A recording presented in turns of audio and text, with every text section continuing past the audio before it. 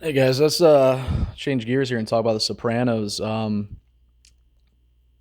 I have a perspective about the Sopranos. I mean, it's first of all, it's pure art. And what is the definition of art? To me, art is something that you can look at, consume, whatever. You can consume, and then it means something different every time you consume it. And timeless usually to me that's like art at its best. Let's call it art at its best, art at its most pure maybe. And it's like Sopranos. I watch, not proud of this, but I mean I watch it like I watch, like I listen to music, like I like it's I'm like maybe on like the 15th or 20th round, almost back to season 3. And every time I watch it, it's I see something different in my own healing journey. It's like, oh, I can actually see the manipulation. I can see it's crazy. Like, and I couldn't see it before. I just went, oh, this show's good. Like it's just like it's so crazy how our mind protects us and how we can't see things. Um, you know, if you haven't healed, and the I guess what I want to talk about more specifically about this in this video is again spitballing, but what I'm when I see the Sopranos, I want to make a corollary between Sopranos, narcissism, and society today, and just kind of what I think David Chase was going for. And I can't speak for him, but like knowing his background and knowing, you know, I I'm starting to see a there's a lot of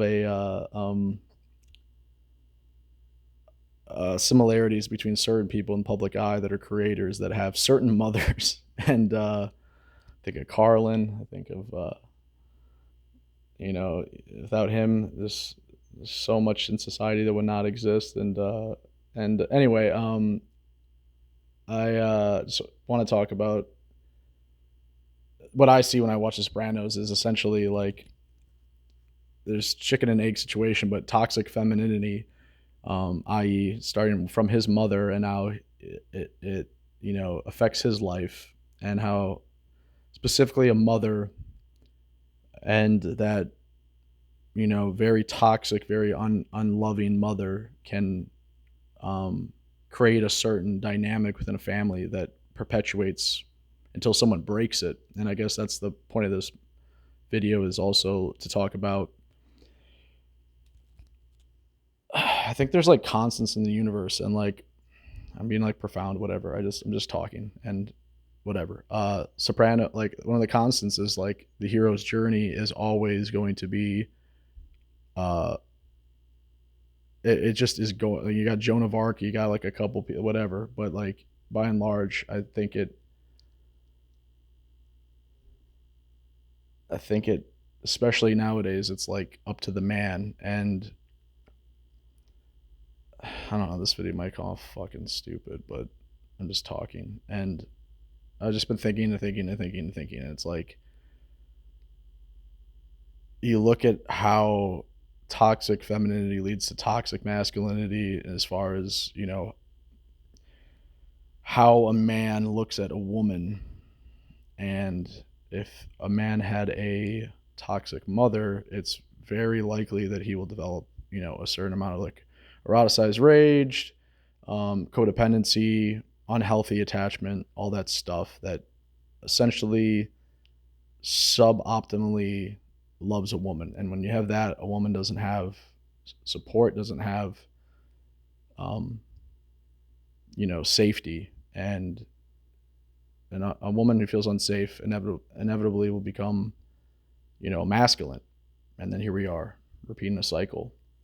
And now thinking about 2025 and how women have become, people talk like, why are women so masculine? It's like, it's the masculinity has nothing to do. People conflate, yeah, it's a gender construct, it's a cultural construct, environment, a social construct. It's not. It's conflation of of of saying that yes, society has uh, made women previously a certain way and women are balanced to be a certain way, i.e. to say that men and women have different temperaments is inevitably is the truth, and that doesn't mean that a masculine woman is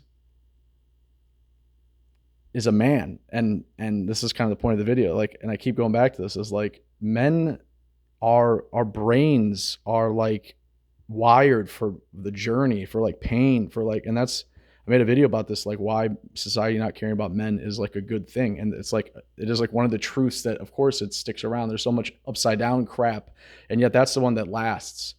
How interesting how the, you know, ever up is down, down is up, but we have the constant that men are disposable, which is, I argue is like, it's a constant. It's not good or bad. There's things that exist that are, it's not a judgment morally. It doesn't matter. To point something out doesn't mean that you like it. I'm saying that constant is like the hero. It's proof of the hero's journey, i.e. a man breaking, whether it's, you know, a family structure, you know, where a man decides to heal and change the family tree, or stand up for what he believes on. Like it's in a man's blood. Like, and the toxic femininity thing, I think, is just like, it's really sick, because for every situation where we normalize a woman's behavior, pick your thing that's normalized, whether it's sexuality or how they treat men, like it just creates more toxic women, because those women are raising sons, and it just creates hell. And I don't know, this video kind of went off the rails, but Sopranos, I guess. I don't know. I watch it and I watch it and I watch it, and it just, to me, it's a show that perfectly demonstrates what, you know, I see it my, like in my, you know, this is why I'm so passionate about this, and I have to talk, like for everyone who grew up with like this kind of shit, it's like now society is like, is that, like, I see this, and it's like, from the lying to the cowardice to the gaslighting, all this stuff is feminine. It's I'm not feminine, sorry, is toxic feminine. It is cowardice, right? Like, it doesn't matter man or woman, but like, I just don't think that, I don't know, I just don't think that it's in most women's, the average woman's psyche, inclination, whatever you want to call it, to push back against something like this, especially if they're benefiting from it. So that's like the whole toxic cycle, right? And yeah, and like, this is like, you know, I watch The Sopranos, and like, you see so clearly how a family, like a toxic family, like perpetuates in perpetuity forever and ever, until, I would argue, it's a dude that goes, nah, not doing that anymore. And that's not the story of The Sopranos. The story of The Sopranos is that doesn't happen. Maybe that's why Tony is actually, spoiler alert, I think he's killed.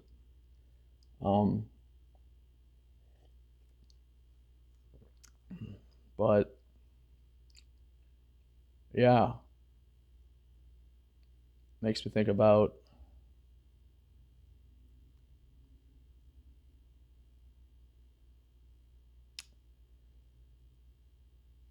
and again, another constant, it's always men's fault, and it should be, and it is, and I make that argument. I don't see where that's not the case. Like, every single relationship that fails is a man's fault,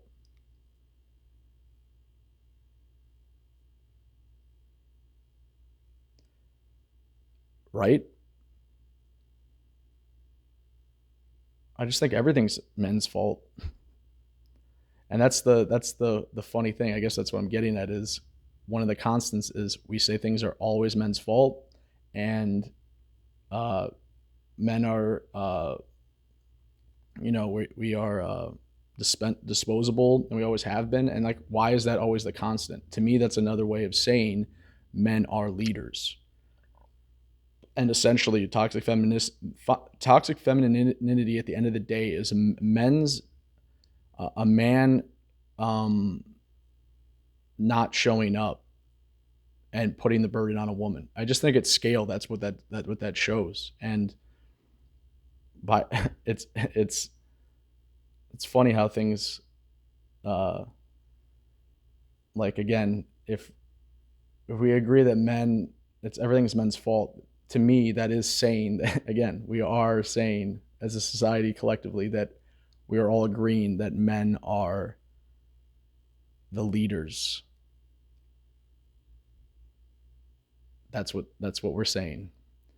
And so, but that's the tricky part, is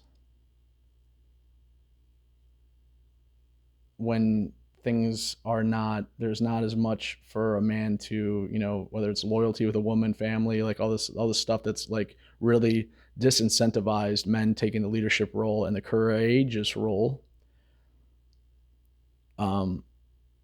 then we see what we get. This is what we get at scale.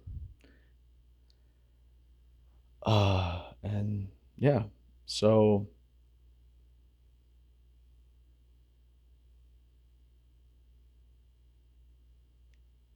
yeah, I just don't see, like, I look at that show, I look at toxic femininity, where that comes from. It always comes from the men.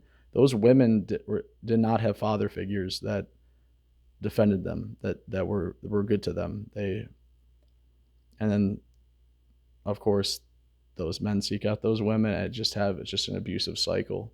But this is my argument, and this is like kind of the point of the video, is like, it's up to the men to break that cycle,